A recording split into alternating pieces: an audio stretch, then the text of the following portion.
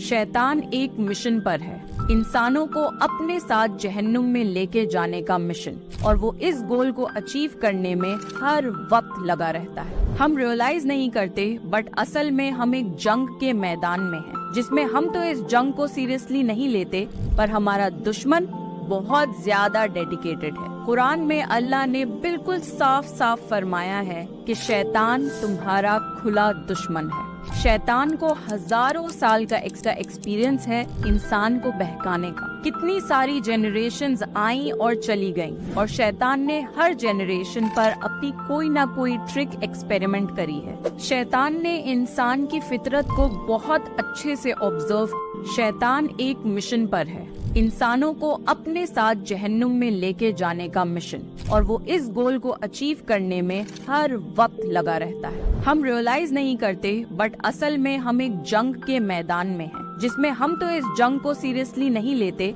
पर हमारा दुश्मन बहुत ज्यादा डेडिकेटेड है। कुरान में अल्लाह ने बिल्कुल साफ साफ फरमाया है कि शैतान तुम्हारा खुला दुश्मन है।